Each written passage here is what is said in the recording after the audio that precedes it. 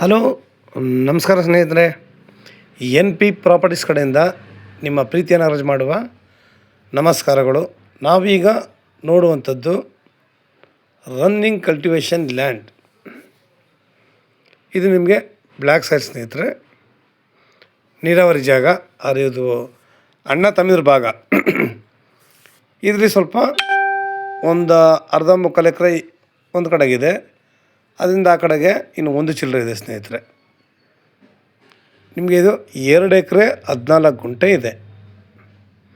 Right ಕೂಡ ಅಷ್ಟೇ, ಜಾಸ್ತಿ ಏನು ಇವರು ಹೇಳಿಲ್ಲ ಸ್ನೇಹಿತರೆ. ಇವರು ಎಕರೆಗೆ 32 ಲಕ್ಷ ಹೇಳ್ತಾಯಿದ್ದಾರೆ. ರನ್ನಿಂಗ್ ಕಲ್ಟಿವೇಷನ್ ಲ್ಯಾಂಡ್ ಆಗಿರೋದ್ರಿಂದ ಜಾಗ ಅಂತೂ ಸೂಪರಾಗಿದೆ. ಪಕ್ಕದಲ್ಲೆಲ್ಲ ಮನೆ ಕಟ್ಕೊಂಡು ವಾಸ ಮಾಡ್ಕೊಂಡಿದ್ದಾರೆ ತೋಟಗಳಲ್ಲಿ.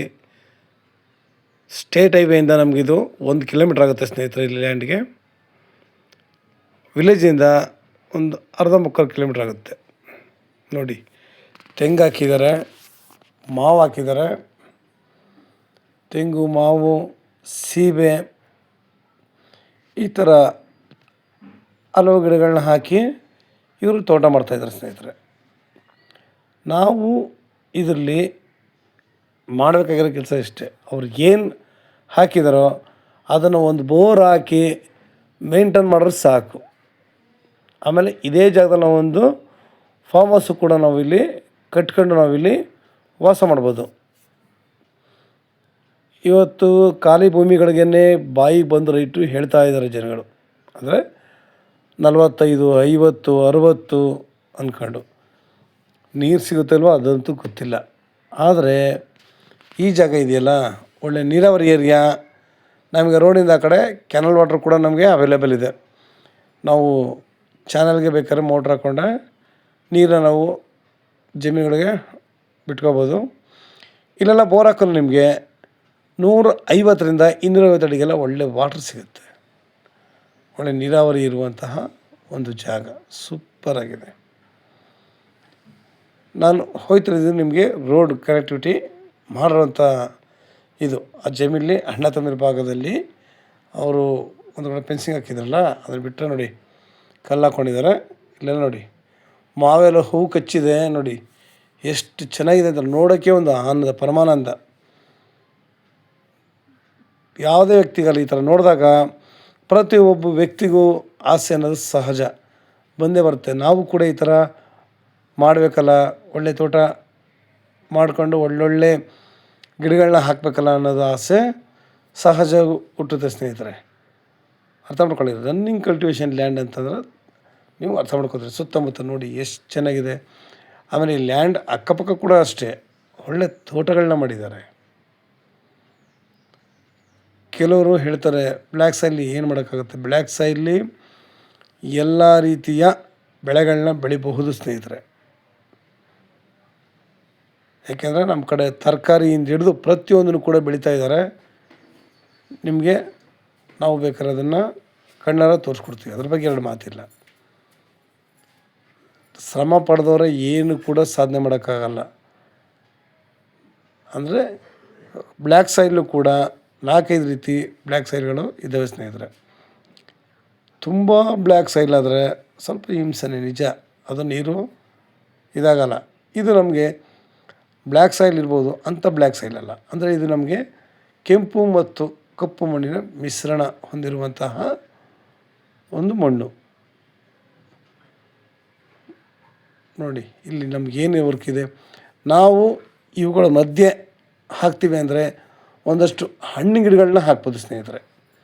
ತೆಂಗು ಹಾಕಿಬಿಟ್ಟಿದ್ದಾರೆ, ನಾವು ಇವುಗಳ ಮಧ್ಯೆ ಸ್ವಲ್ಪ ಹಣ್ಣಿನ ಗಿಡಗಳು ಹಾಕಿ ಬಿಟ್ಕೊಂಡ್ರೆ ಸೂಪರಾಗಿರುತ್ತೆ. ಹಾಕಿ ಮಾವಿದೆ, ಅದ್ರ ಜೊತೆಗೆ ನೇರಳೆ, ಸೀಬೆ ಒಂದು 2 ಗಿಡ ಇದೆ.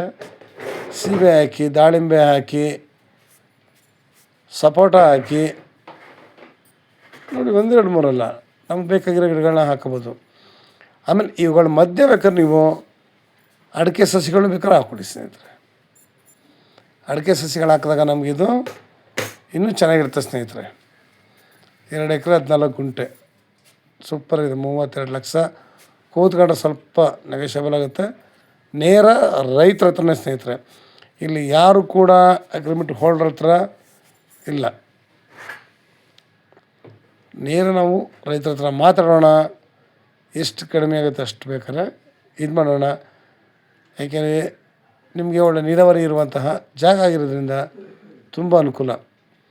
ನಾವು ಇವತ್ತು ಏನೇ ಮಾಡಿದ್ರೂ ನಮ್ಮ ಆರೋಗ್ಯ ಹಿತದೃಷ್ಟಿ ಇಟ್ಕೊಂಡೇ ಪ್ರತಿಯೊಂದನ್ನು ಕೂಡ ನಾವು ತೋಟಗಳನ್ನ ಇಂಪ್ರೂವ್ಮೆಂಟ್ ಮಾಡಿದ್ರೆ ತುಂಬ ಚೆನ್ನಾಗಿರ್ತದೆ ಸ್ನೇಹಿತರೆ. ಇಲ್ಲಿ ಪೊಲ್ಯೂಷನ್ ಇಲ್ಲ, ಯಾವುದೇ ರೀತಿಯ ತೊಂದರೆಗಳಿಲ್ಲ.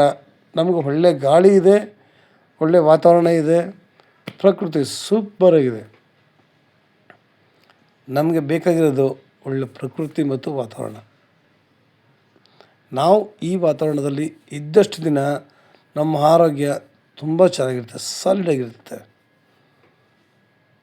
ಯಾಕೆಂದರೆ ಇವತ್ತು ಯಾವುದೇ ಕಾಯಿಲೆ ಬಂದರೂ ಏಜಿನ ಅಂತರ ಇಲ್ಲ. ಈಗ ನಮ್ಮ ತಿಳಿದಾಗ ಹೇಳ್ತಿದ್ರು 50 ವರ್ಷ ಆಗೋರು ಶುಗರ್ ಬಿ ಪಿ ಕಾಮನ್ನು ಅಂತ. ಇವತ್ತು ಹುಟ್ಟಿದ ಮಕ್ಕಳಿಗೆ ಶುಗರ್ ಬಿ ಪಿ ಎಲ್ಲ ಬಂದ್ಬಿಡ್ತಾ ಇದ್ದಾವೆ. ಹಾರ್ಟ್ ಅಟ್ಯಾಕು ಅಷ್ಟೇ, ತುಂಬ ದಪ್ಪಕ್ಕಿರೋರಿಗೆ ಹಾರ್ಟ್ ಅಟ್ಯಾಕ್ ಆಗುತ್ತೆ ಅಂತ. ಇವತ್ತು ಸಣ್ಣ ಸಣ್ಣಕ್ಕಿರೋ ವ್ಯಕ್ತಿಗಳಿಗೆಲ್ಲ ಹಾರ್ಟ್ ಅಟ್ಯಾಕ್ ಆಗಿದೆ. ರೀಸನ್ ಮಾತ್ರ ಯಾರೂ ಕೊಡೋದಿಲ್ಲ. ನಾವು ಅವುಗಳಿಂದ ಹೊರಗಡೆ ಇರಬೇಕು ಅಂತಂದರೆ ನಾವು ಸಾಮಾನ್ಯವಾಗಿ ಈ ಥರ ಒಳ್ಳೆಯ ಪರಿಸರದಲ್ಲಿ ಇದ್ದಷ್ಟು ಆರೋಗ್ಯ ಇಂಪ್ರೂವ್ಮೆಂಟ್ ಆಗುತ್ತೆ. ನಾವು ಇದರ ಜಾಸ್ತಿ ವರ್ಕ್ ಮಾಡಿದಷ್ಟು ನಮ್ಮ ಆರೋಗ್ಯ ತುಂಬ ಚೆನ್ನಾಗಿರುತ್ತೆ. ನಮ್ಮ ಮೂಳೆಗಳೆಲ್ಲ ಸ್ಟ್ರಾಂಗ್ ಆಗಿರುತ್ತೆ. ಭೂಮಿ ಹೆಂಗಿರುತ್ತೆ ಅನ್ನೋದು ಮುಖ್ಯ ಅಲ್ಲ ಸ್ನೇಹಿತರೆ, ನಾವು ಯಾವ ಥರ ಮಾಡ್ತೀವಿ ಅನ್ನೋದು ಮುಖ್ಯ. ಎಲ್ಲ ವಾಸ್ತು ಅಂತ ಹೇಳ್ತಾರೆ. ನನಗೆ ಅದ್ರ ಬಗ್ಗೆ ತಪ್ಪಿಲ್ಲ, ಅವರವರ ಆಸೆ ಅದು ಇರಬಹುದು. ಭೂಮಿ ಎಲ್ಲ ವಾಸ್ತು ಪ್ರಕಾರವಾಗಿ ಎಲ್ಲ ಇದ್ದು ಕೆಂಪು ಭೂಮಿ ಇದ್ದು ನೀರೇ ಇಲ್ಲ ಅಂತಂದರೆ ಏನು ಮಾಡೋಕ್ಕಾಗುತ್ತೆ? ಬೇರೆ ಕಡೆಯಿಂದ ತಂದು ವ್ಯವಸಾಯ ಮಾಡೋಕ್ಕಾಗುತ್ತಾ? ನೀರೇ ಇಲ್ಲದಿರೋ ಜಾಗದಲ್ಲಿ ಭೂಮಿ ಎಲ್ಲ ವಾಸ್ತು ಪ್ರಕಾರವಾಗಿದೆಯಲ್ಲ. ಅಂದರೆ ಯಾವುದೂ ಕೂಡ ಅಲ್ಗಡಿತಿಲ್ಲ, ಬೇಜಾರು ಮಾಡ್ಕೋಬೇಡಿ. ನಮಗೇನಂತಂದರೆ ಜಾಗ ಚೆನ್ನಾಗಿರಬೇಕು, ವಾತಾವರಣ ಚೆನ್ನಾಗಿರಬೇಕು, ನೀರಾವರಿ ಅನುಕೂಲವಾಗಿರಬೇಕು ಅಷ್ಟೇ. ತಪ್ಪು ತಿಳ್ಕೊಬೇಡಿ ಸ್ನೇಹಿತರೆ.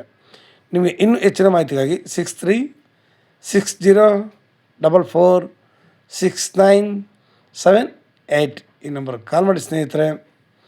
ಲೈಕ್ ಮಾಡಿ ಮತ್ತು ಶೇರ್ ಮಾಡಿ ಸ್ನೇಹಿತರೆ. ನೀವು ಶೇರ್ ಮಾಡೋದ್ರಿಂದ ಹೆಚ್ಚು ಜನಗಳಿಗೆ ತಲುಪೋದ್ರಿಂದ ತುಂಬ ನಮ್ಮ ತರು ಬೆಳೀಲಿಕ್ಕೆ ಅನುಕೂಲ ಆಗುತ್ತೆ. ಎಷ್ಟೋ ಜನಗಳು ಲ್ಯಾಂಡ್ಗಳು ಹುಡುಕ್ತಾ ಇರ್ತಾರೆ, ಸಿಕ್ಕಿರಲ್ಲ. ನಮಗೆ ಲ್ಯಾಂಡು ತುಂಬ ಅನುಕೂಲವಾಗಿದೆ, ಹತ್ರ ಇದೆ. ಸ್ಟೇಟ್ ಹೈವೇಯಿಂದ ಬರೀ 1 ಕಿಲೋಮೀಟ್ರ್ ಇದೆ ಅಷ್ಟೇ. 1ರಿಂದ 1.25 ಕಿಲೋಮೀಟ್ರ್ ಆಗ್ಬೋದು. ನಮಗೇನು ಇದು ಭಾಳ ದೂರ ಅಲ್ಲ ಸ್ನೇಹಿತರೆ. ಇವತ್ತು ನಮಗೆ ತುಂಬ ನಿಯರಾಗಿದೆ. ಒಳ್ಳೆಯ ಜಾಗ, ಒಳ್ಳೆಯ ವಾತಾವರಣ, ನೀರಿನ ಸೋರ್ಸ್ ತುಂಬ ಚೆನ್ನಾಗಿದೆ. ನೀವು ಬೋರ್ ಹಾಕ್ಕೊಂಡ್ರೆ ಅಷ್ಟೇ ವರ್ಕು, ಬೇರೆ ಇನ್ನೇನಿಲ್ಲ ಸ್ನೇಹಿತರೆ. ನಮಸ್ಕಾರ, ಧನ್ಯವಾದಗಳು.